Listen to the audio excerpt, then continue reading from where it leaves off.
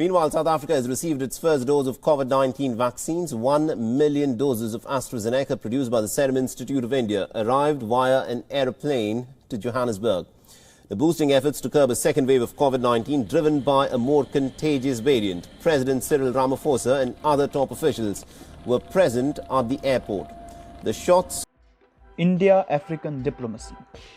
Under the vaccine Maitri diplomacy, the Indian government aimed to become one of the major global suppliers of the COVID-19 vaccines, pledging deliveries to many developing and underdeveloped countries. With this pledge, India directly targeted neighbors in South Asia as well as providing 10 million vaccine doses to the African continent. Although the devastation wreaked by the second wave of the COVID-19 in India has led to much criticism of the government's vaccine Maitri diplomacy. This will have a forward-looking effect on the Indian-African diplomacy. Talking about India-Africa relations, number 1, strong foreign policy linkages. India's foreign policy ideas after independence impacted African decolonization movements. India's role in organizing the 1955 Bandung Conference marked the first time that Asian and African countries came together to denounce imperialism and colonialism. Further, with the subsequent pioneering of the Non-Aligned Movement (NAM), India established many links to the African nation.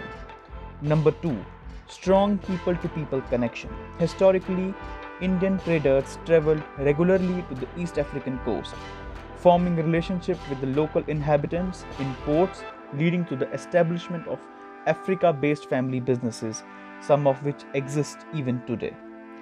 This, combined with the presence of an influential Indian diaspora, has meant that India has meaningful and positive relationships with many African countries.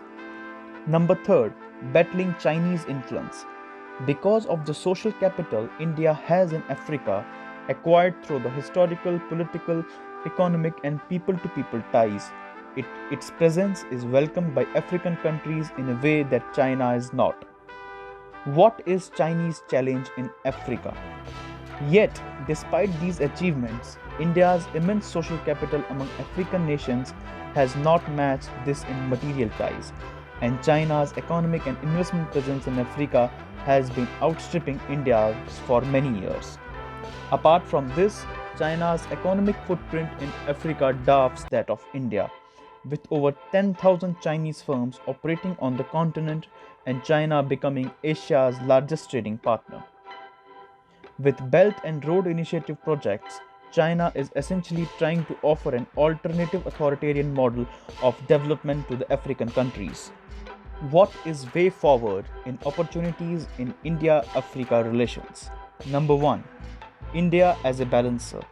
China has been actively pursuing checkbook and donation diplomacy in Africa. However, Chinese investment is seen as a neo-colonial in nature.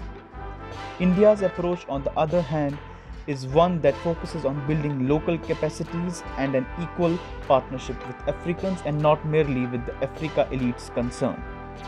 In this context, though Africa has been actively engaged with China, it wants India to act as a balancer and a net security provider.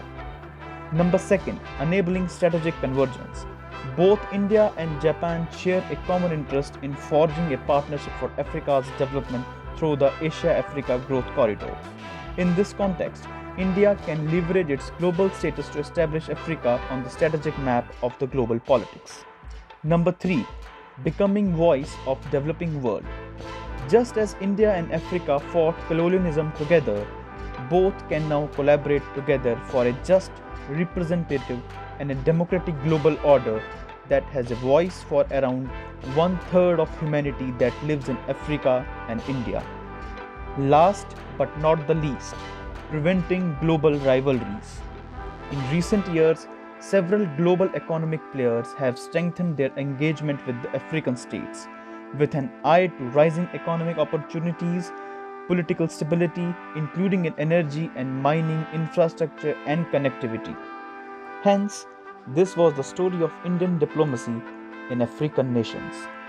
To conclude, India has an intrinsic interest in helping Africa achieve progress.